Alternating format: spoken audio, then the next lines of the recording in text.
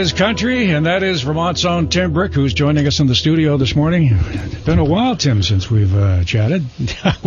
I was saying, it's been about a year ago, and you said, no, it's been longer than that. Yeah, time flies. It's amazing. It just seems that you got back from Austin, that area down there, but it's been a while, huh? Yeah, I was thinking about it yesterday with all that heat. Yeah. I was kind of like, oh, man, I remember this. It was nice. Everyone started complaining about the heat, and I was like, I just would show them a picture of a snow shovel and be like, remember this? How long were you down there, by the way? I just trying to remember. Oh, probably about 7 months, I'd say. So you had your introduction to the big time down there, huh? Yeah, I guess. It was beautiful as far as the support of local music. It's just, it was incredible, and that was very invigorating to me. Did you find there were a lot of Tim Bricks down there trying to get into the music system? No, not really. Really? No, actually, I didn't meet a lot of people like me down there. They were, which was refreshing. So, it was just all different styles. A lot of blues players I met down there. Really? Yeah, because on 6th Street, blues is the predominant thing, which surprised me. I went down to try to find some country, and it was difficult to find country in Austin. Besides, you go to the Broken Spoke. That's a classic place. The White Horse is another classic club. You can find some country. But other than that, on 6th Street, it's a lot of just blues because of Stevie Ray Vaughan. When he broke, he pretty much turned that place into a blues scene. So the Waylon and Willie thing is not going on down there like it used to years ago? I think outside of Austin, it's more. When I get out into San Marcos area in central Texas, San Antonio, New Brunswick, Fredericksburg area, that stuff's still alive. Yeah. But when I was directly in Austin, I was talking to this one guy, and I was like, man, I'm just trying to find some country music around here, and I was telling him where I was from and who I liked and stuff. And sure.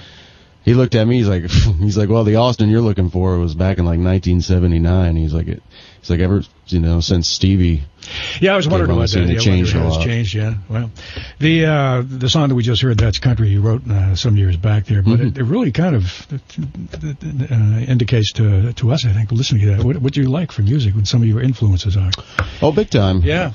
I like the 70s is probably my favorite period of country music because it had all, I had Willie and Waylon and David Allan Coe and Johnny Paycheck, and of course you had the Southern rock movement that was coming up during that time, and it just seemed like a great time for music. And the 80s, there's a few artists in the 80s that I kind of liked. Alabama, Vern Gosman, and then in the 90s, Travis Tritt, I really latched on to him. He kind of brought back some more of the blues rock into his music too. And nowadays, Sturgill is one of my favorites, along with probably got your Whitey Morgan. Got your tickets already? Oh yeah, June 14th, baby. I figured you did. Yeah. Yeah, I've never seen him, and I was actually in Texas, I think, when he played Higher Ground Ballroom. Sure. And people were telling me, I think he had the flu when he played here last time. His whole band, they said him and his band came out and they looked like they were about to keel over, but they did the best they could, put on a good show, and. So I'm anxious to see him this time around, too. So you're kind of hanging your hat in kind of the Americana stuff that's out now, huh? Jason Aldean, maybe not, but what I'm thinking of Jason Isbell. Oh, Isbell. Yeah, great. And Whitey Morgan's another guy. And Cody Jinks. I call that the integrity part of country music.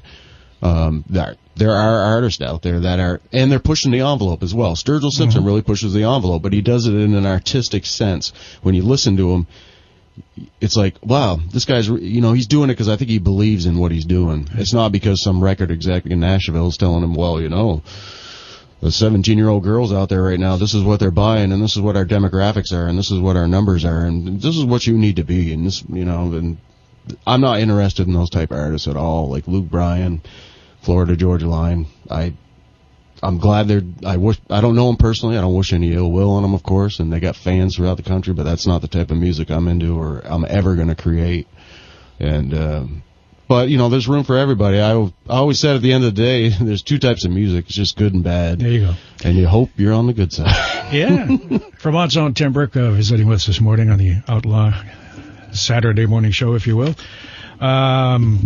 Neon Cross. The first time I heard this, someone saying to myself, what a great song that you wrote here. And then I guess it's reflective of coming back, or when you were away from Vermont for a while and then coming back. Is that? It's a lot of feelings, down there. I moved down there with my girlfriend, so I wasn't alone. But when you're cruising up I-35 on the way to a gig and you don't know anybody, and this is the first time you're playing this club, how's it going to be? People don't know you, and there's a lot of feelings go through your head. It's, and then you add a touch of homesickness in there, and, it's an emotional song because I was in a very emotional state when I wrote it, and, I've always feel those are kind of the best. And, either side of the spectrum, that time I was kind of more inflective and searching, and then there's other tunes where I'm, very on top of, very happy and energetic, and those songs are great too. But there's always, that's what I'm trying to say as far as like even the music I listen to. There's integrity in it. It comes from a real place. It's not manufactured, and those are the best songs. Just passing through Tim Brick's latest recording. A couple of years old now. 2017 or early 2017, was that it? Yeah, I think I released it on July 28th, it's a terrific album, folks. If you're out there looking for great local country music, this is one to pick up. How do they go about picking up if they want to?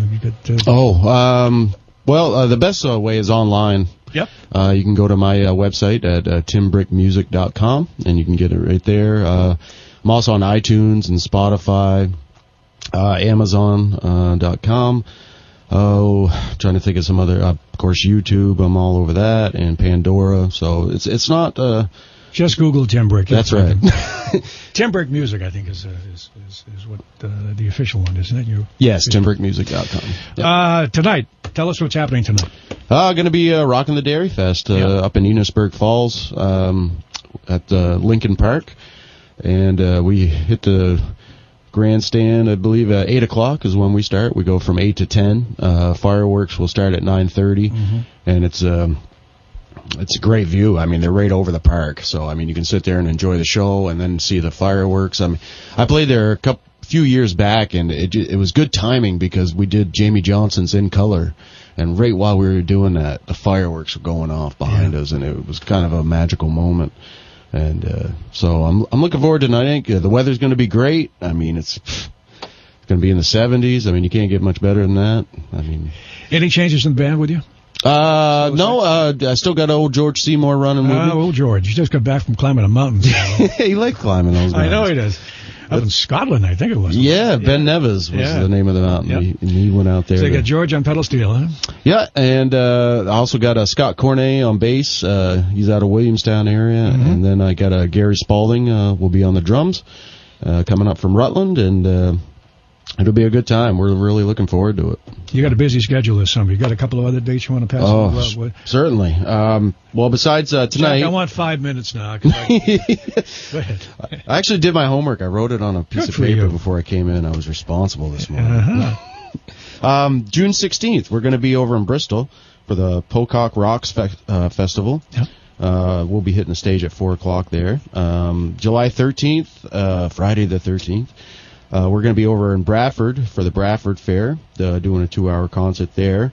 Back in my hometown of Barrie, I believe it's August 8th, we're going to be doing the Courier Park concert series. It's always a great series, yeah. Yeah, definitely. Also, July 31st, Gifford Park concert series down in Randolph. We're going to be at the 14 Star Brewery up in St. Albans on August 4th. Down in Rochester for the Rochester's concert series, August 5th. And we've got two big shows coming up. August 17th at the Vermont State Fair. We're going to be doing 3 shows. First 2 will be at 1 o'clock and 3 o'clock on the Sugar House stage. And then we move over to the grandstand at 7:30 to open up for Vermont native Dan Tominski. Oh, yeah. Yeah. He's promoting a new album, and he's coming back home for a hometown show, and that'll be great. Yeah, I'm really looking forward to that one. And we got a good show coming up locally in Barrie on September 15th at the Barrie Elks. It's a benefit for the Vermont Special Olympics.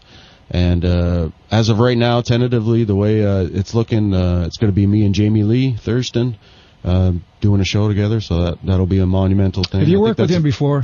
Very few times. Yeah, the only time I ever did officially was the first year of the Crossroads Motorcycle Rally. Right.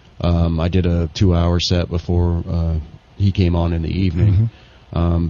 And other than that, our paths cross here and there. I know I see you from time to time down to Sweet Melissa's. You're either guesting with the Mark LeGrand or you're doing something else down there. Oh, yeah, drinking mostly. Well, no. I've seen you a couple of times playing down. Nice one there. Okay, I want to get back to one of your songs on there, which I like a lot, as well as Neon Cross, and that's the Green Mountain Home one, which really speaks about what the state means, and I guess to you, because by the way, everything on Just Passing Through is it's all Tim Brick. It's all of his songs, all original songs, which I love, and I can't afford the lawyers. Well, I can't afford the lawyers. Stuff, Jack Donovan along with you this morning. With us is Vermont's own Tim Brick, visiting with us before he heads on up to Enosburg Falls later tonight for the Vermont Dairy Festival. Hope many of you folks, if you're looking for something to do tonight, can head up there and catch Tim. I think you get underway around 8 o'clock, as I remember. Is that true? Yeah, that's what the schedule says. Yeah, we all know how that one goes. Yeah. What I like about this particular recording here is it's pretty much 99.9% all Vermont recording. Everybody on here for the most part, from the producer on down, from Colin McCaffrey, who always adds his personal touch to anybody that comes into a studio here. Yeah, I know he's helped you out with past recordings as well. Oh, big time. And you got Russ Lawton on drums, Colin's playing in here, Jim Pittman on dobro. I'm not familiar with Eric O'Hara, but maybe you can fill us in. He plays steel guitar in this, but when I first met Eric O'Hara. He was brought up for the Three of a Kind sessions, and I think at the time he was living in Connecticut. But I think he's originally from New York, and now he's moved back up to the New York area. I think he's right across the pond, and he works with Colin on a lot of stuff. I mean, Colin's got his go-to core guys, and Eric's definitely one of them. And you got Patty Casey, Danny Cohen, Mark LeGrand, and Colin on this particular recording singing harmony. It's a great song. Yeah. It's called Green Mountain Home. So did you write that before or after you came back from Texas? Oh, before. Well, before. Did you? Yeah, I think it was right before I hopped in the U-Haul. For some reason I thought you might have wrote that after. Oh, no, that was... what spurred it was because, with social media nowadays. Yeah.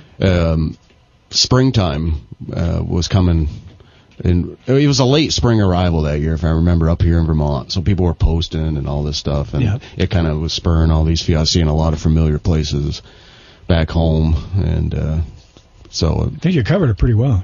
I tried. I couldn't get Lake Champlain just because it's hard to rhyme. You got Thunder Road in there pretty well. That's right. I wanted to make sure I got that one because I literally grew up a mile away from that track. I mean, Thursday and Sundays it would lull myself to sleep hearing them cars going. And so you're a Barrie boy, huh? Oh yeah, definitely. I did live when I was a toddler. I lived for a while in Fairleigh and East Corinth. But by the time I was old enough to go to preschool, I was living in Barrie. Yeah. So tonight you'll be in Enosburg Falls, and you want to run off just a few of those close so folks can come. Oh, sure. Well, tonight we'll be hitting the stage at 8 up in Enosburg Falls at Lincoln Park. And then June 16th we'll be over in Bristol for the Pocock Rocks Festival. And Vermont State Fair is a big one. August 17th we'll be opening for Dan Tominski down there in Rutland. And then the Vermont Special Olympics show in Barrie at the Barrie Elks with me and Jamie Lee. I think that will be definitely a highlight show to see. Great. So as they say in the business, when they come to a town, when the Tim Brick Band comes to a town near you, please come out and visit them, and you'll have a great evening of music, that's for sure. You do a lot of solo stuff, I know, as well. So yeah, it's about 50-50. I do solo, I do acoustic duos, and then with the full band, it keeps me busy, and it keeps my chi in balance. Still, how often are you writing?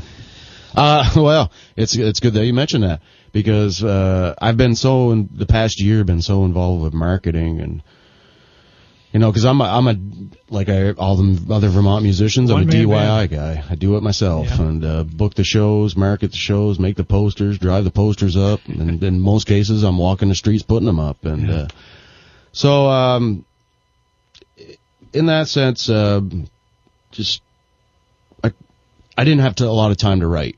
And it was like a backlog. And as a writer, when you're not doing what you feel you should be doing, it gets frustrating. So I said, I'm putting everything down, and I'm going to just try to concentrate, see what's in my head, and because I got a lot to say, that's for sure. And so I just started. I wrote a new song a couple weeks ago. It was the first one I've written in months, and it's called One Step from Falling. Uh-huh. And I'll probably, the next time I'm up with you, I'll bring my guitar up, and I'll do it live on the air for you. Terrific. That'd be great. Once you got one, the rest of them come easy. So. All right. It's always a pleasure to visit with you, Tim. Appreciate it. Oh, thank you, Jack. It's always a pleasure to be here.